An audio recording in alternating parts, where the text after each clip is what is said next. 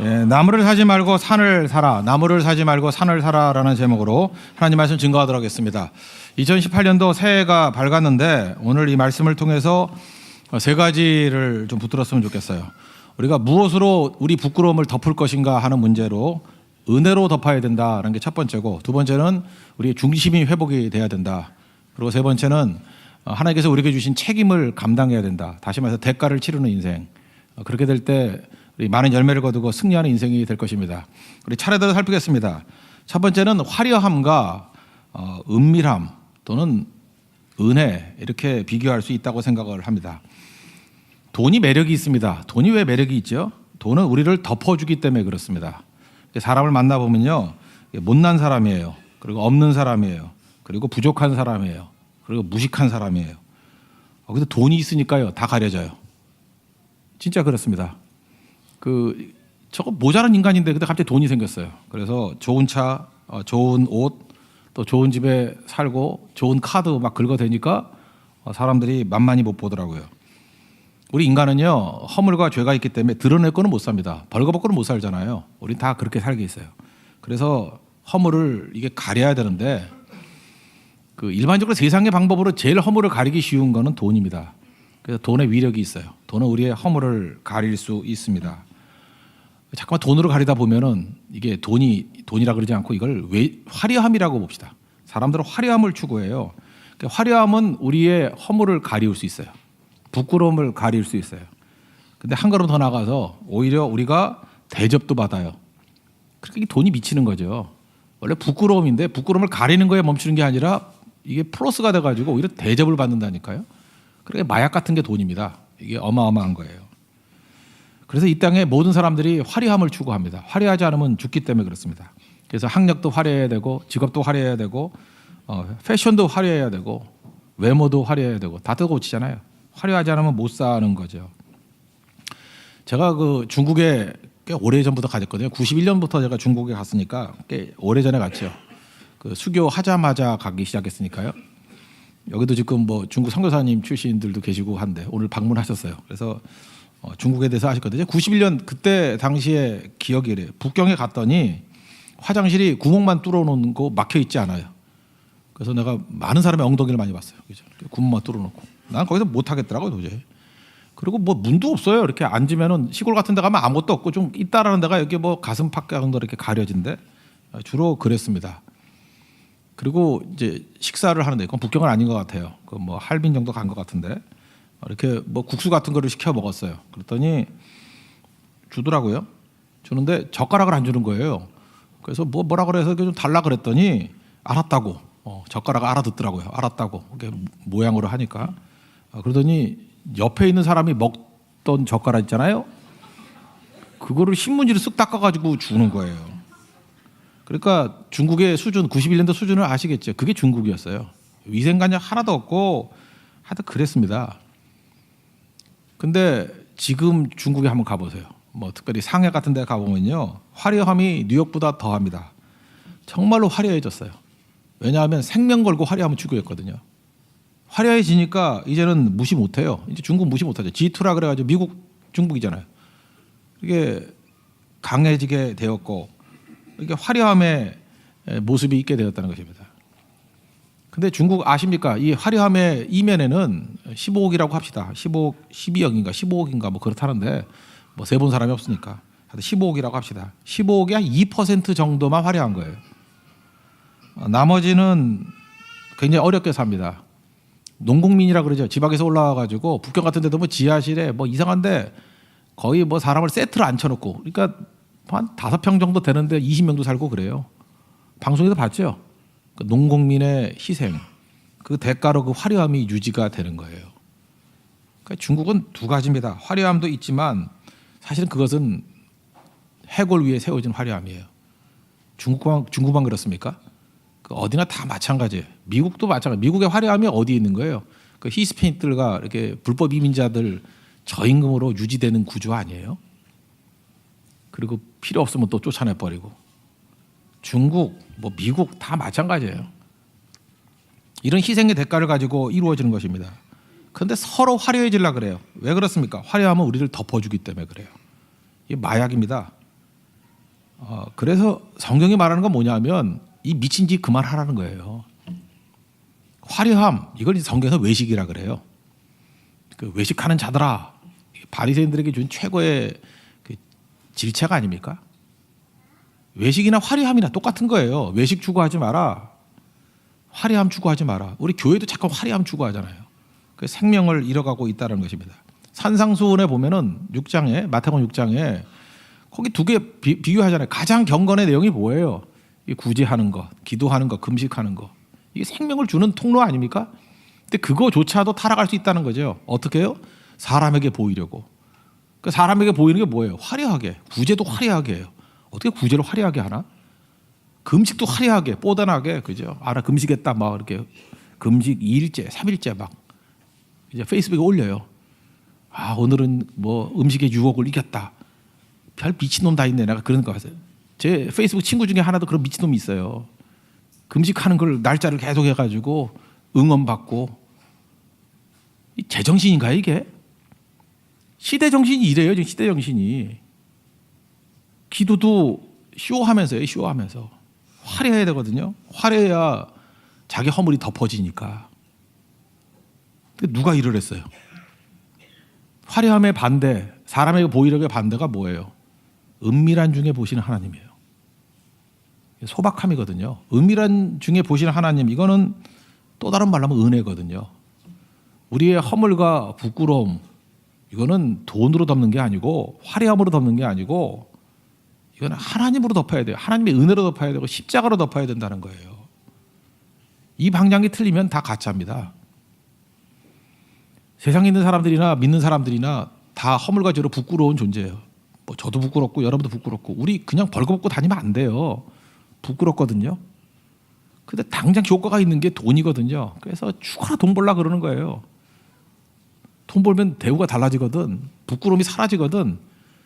깡통도 깡통 아닌지 알거든. 깡통도 통전으로 여겨주거든. 그게 얼마나 좋아요.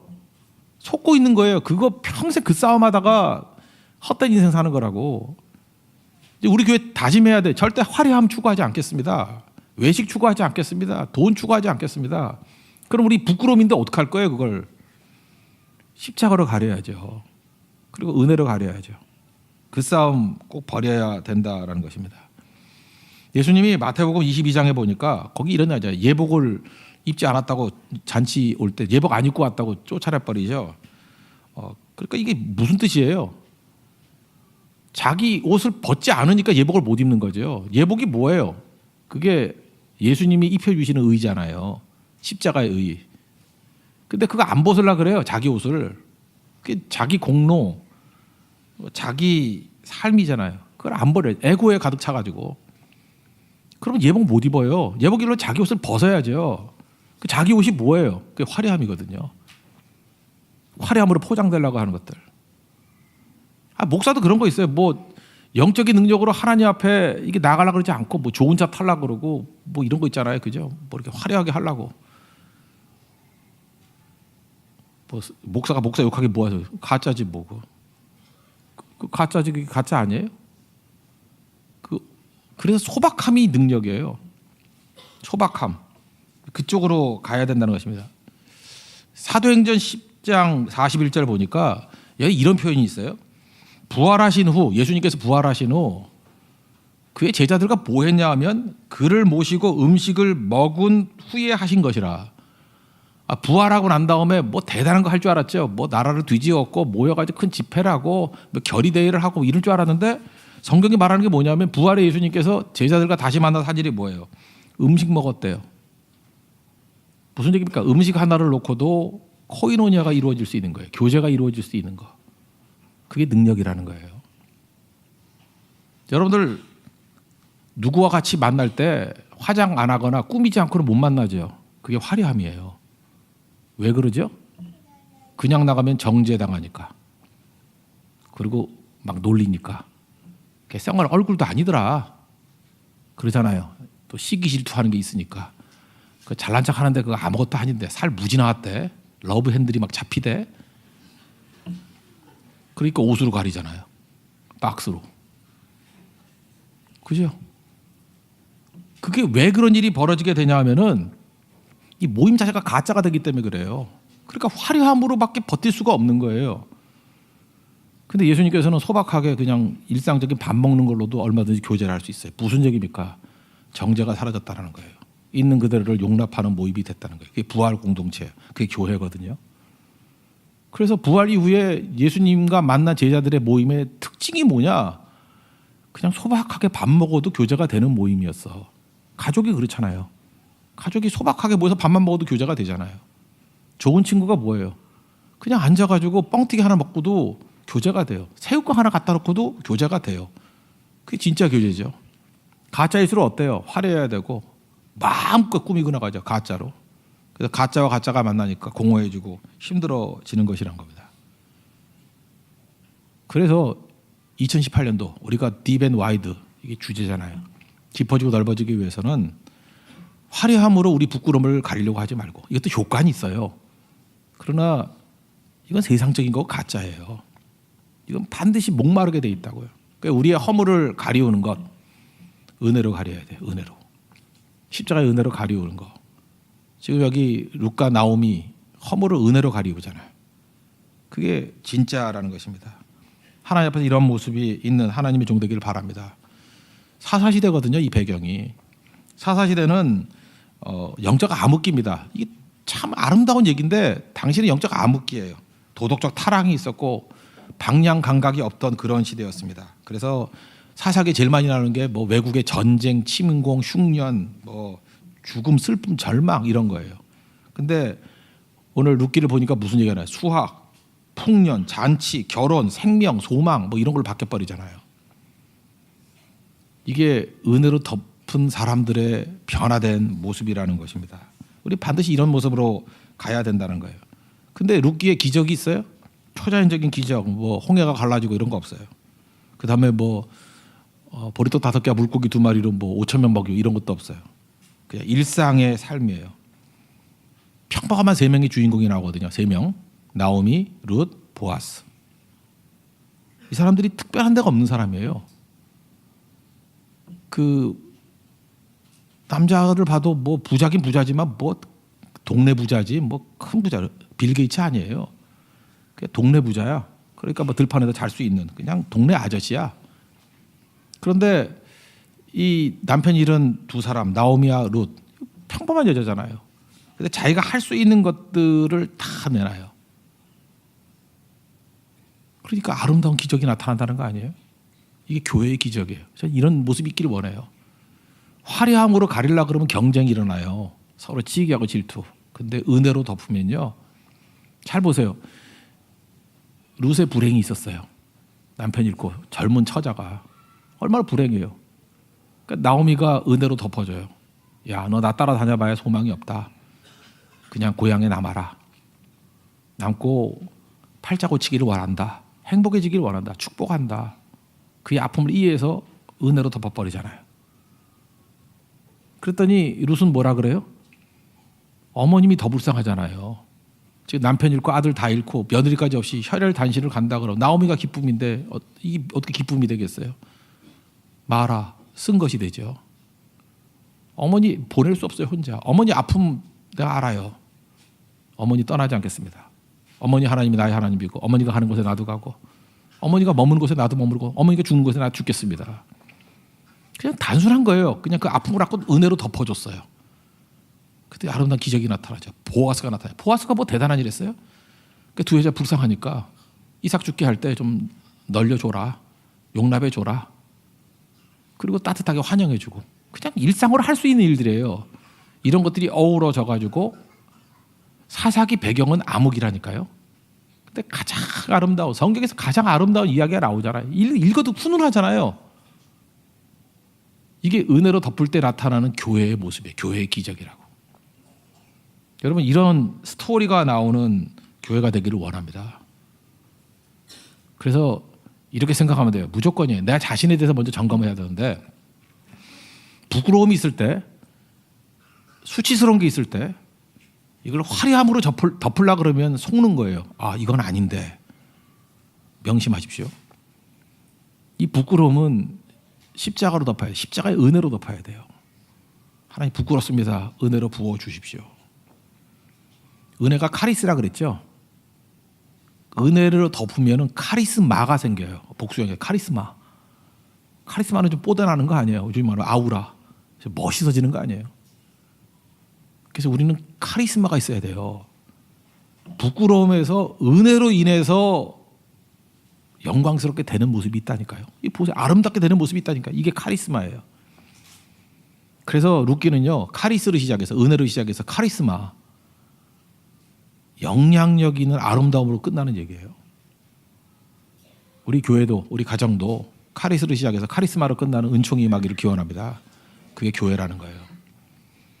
두 번째 얘기는 중심인데 중심이 회복이 돼야 된다는 거예요. 여기 나오미 가정이 유대를 떠나서 베들레헴을 떠나서 모압으로 갔습니다. 이거 떠나서는 안 되는 자리였죠.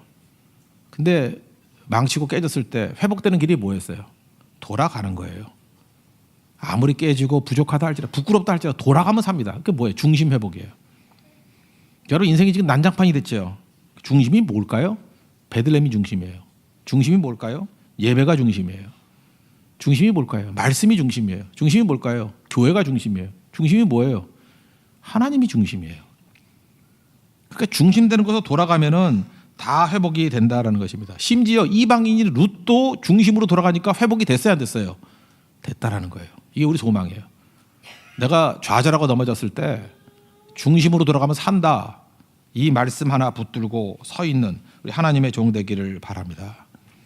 여러분 이스라엘 백성들이 바로왕에게서 이렇게 바로에게부터 핍박을 당했잖아요. 출애굽기 보면은 그들이 한 일이 뭐냐면은 벽돌 만들기예요. 그게 바로의 법이에요. 바로의 법은 우리 세상의 법이거든요. 우리에게 죽어라 벽돌 만들래요. 뭐로 잘난 척하죠? 너 벽돌 100개 만들 때 나는 200개 만들었어. 그게 자랑이죠. 노예놈들의 자랑은 그거예요. 너 100개인데 나 200개 만들었다요. 그러니까 죽어라 벽돌 만들기예요. 하나님의 법의 특징은 뭐예요? 안식이에요. 그래서 하나님 백성들만 안식할 수 있는 거예요. 하나님 법은 안식에 있다라는 것입니다. 안식이 뭔지 아십니까? 하나님 중심이 되는 거예요. 그러면은 안식이라는 건 뭐냐 하면 균형을 이루었다. 또 다른 말로 하면 샬롬을 이루었다. 평화를 이루었다라는 뜻이에요. 하나님 안에 가면 비로소 멈출 수 있어요. 왜 멈추죠?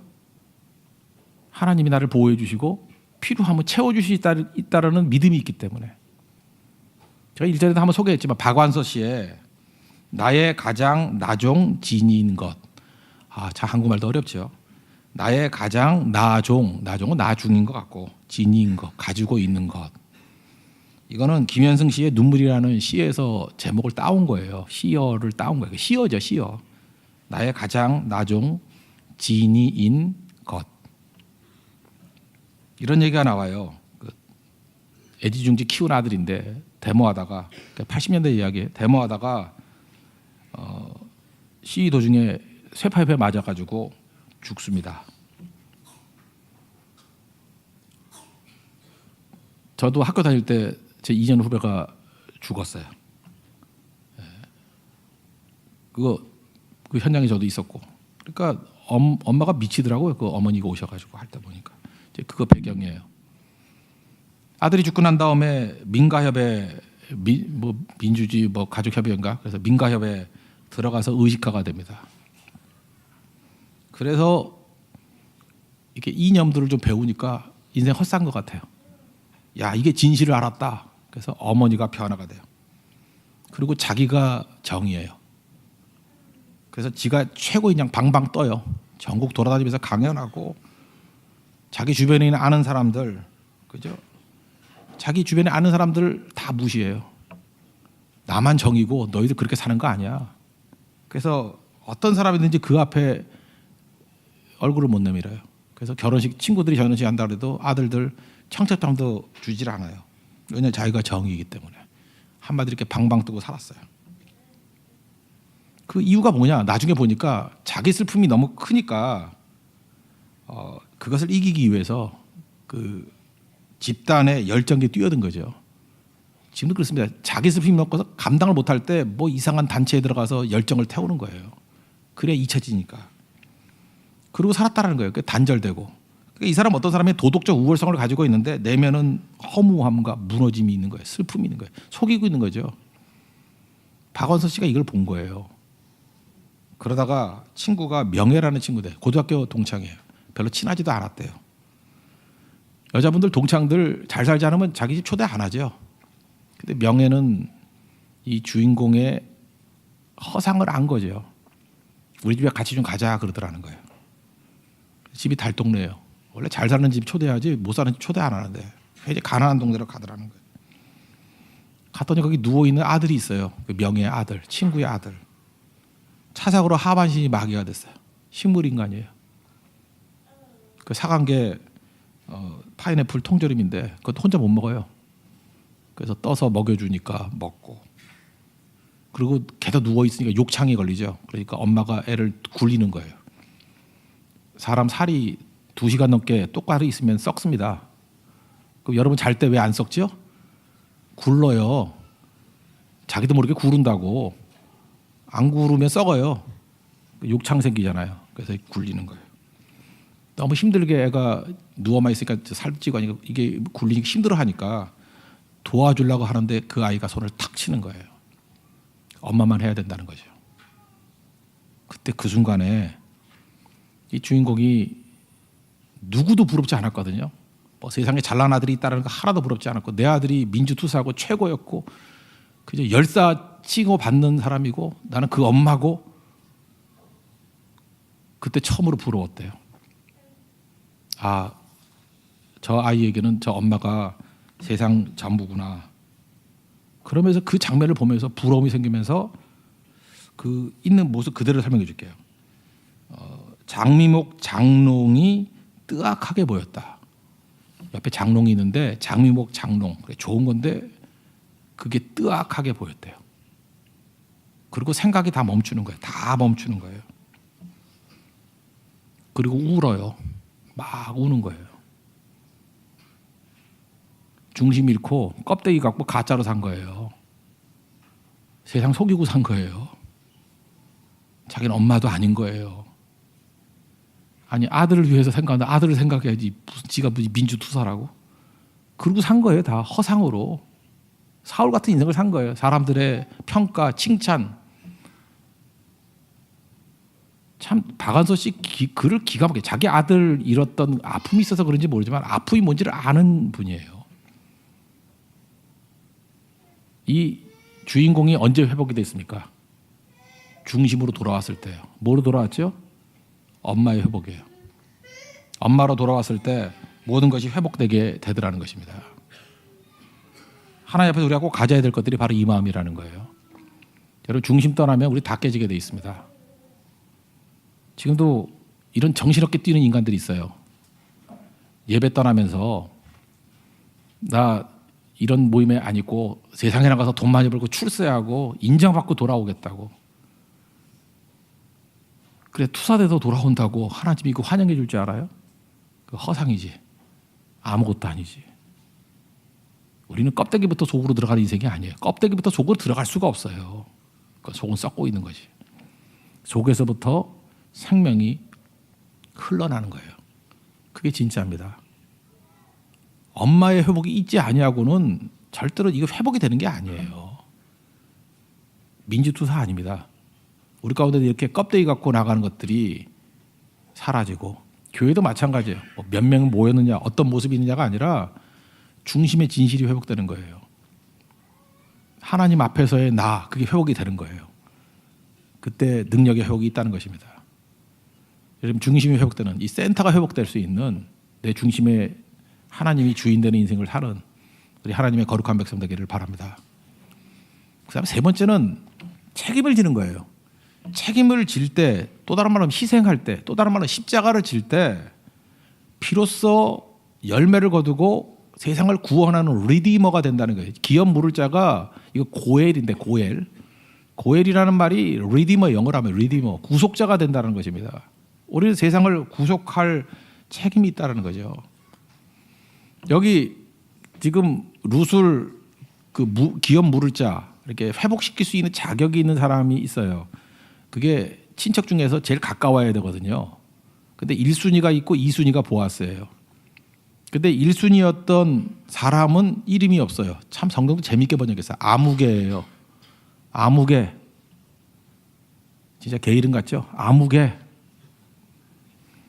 아무개가 만약에 책임을 받아들이고 내가 그거 책임지겠습니다 이랬으면은요, 아무개가 아니라 메시아의 조상이 됐겠죠. 안 그래요? 그렇잖아요. 근데 아무개는 이 기업 무를자가 되면은 그냥 이거 재산만 갖는 게 아니라 이제 책임을 져야 된다는 거예요. 자기 재산의 손해. 그래서 뭐라 그래요? 손해 본다는 얘기를 듣는 순간에 안 하겠다. 그래서 뺑소이시잖아요. 여러분들 인생이 그래요. 이익에 매달려가지고 나 손해야. 내 재산 세계에 이익이 없어. 손해 보는 싫어. 그래가지고 여러분에게 맡겨진 그걸 사명이라고 합시다. 선교의 사명, 뭐 전도의 사명, 헌신의 사명 이런 것들을 피할 수 있죠. 도망치기 위해서. 그걸 성경은 아무개라 그래요. 아무개. 근데 그거를 to take 하는 사람, 그게 보았어요. 제가 일전에도 한번 설교를 했죠. 그 나무를 사지 말고 산을 사라고. 하나님께서 우리에게 이렇게 얘기할 때가 있어요. 나는 지금 당장 나무만 필요한데 하나님께서는 나보다 스케일이 크잖아요. 섭리가 있잖아요. 그죠? 이 메타 디스코스, 이게 거대 담론이 있잖아요. 우리가 모르는. 그래서 내가 다 이해가 안 되는 거예요. 그래서 기도도 선포하는 기도가 필요하다고 그랬죠. 그래서 믿음의 기도. 내가 필요만을 구하는 건 간구예요. 그럼 기도가 스케일이 너무 작아요. 근데 나는 전혀 구할 마음도 없고 필요도 못 느껴요. 아무 느낌이 없어. 근데 하나님이 구하라는 내용이 있어요. 하나님 수준에. 이해도 안 돼. 그럴 땐 그냥 믿고 그냥 선포해버리는 거예요. 기도해버려야 된다고. 근데 그 훈련이 안 됐을 때 뭘 하라고요? 찬송을 부르라고. 찬송은 이미 있는 거 아니에요. 그래서 찬송을 막 부르다 보면 선포가 돼서 그 기도를 하게 된다고. 그럼 나중에 이루어지게 되는 거예요.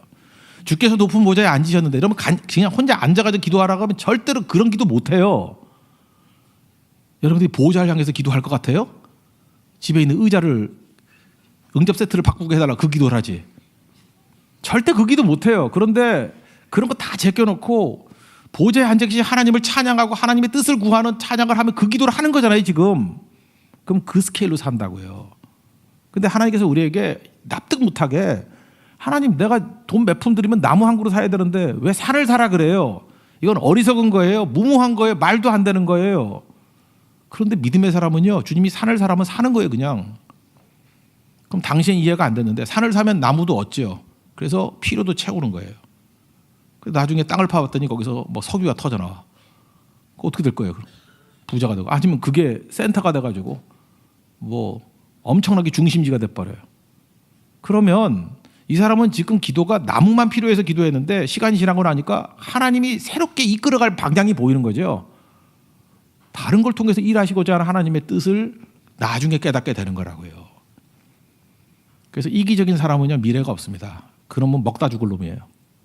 맨날 필요만 구하니까 무엇을 먹을까, 무엇을 마실까, 무엇을 입을까. 그게 아무개예요. 아무개는 자기 필요밖에 없는 거야.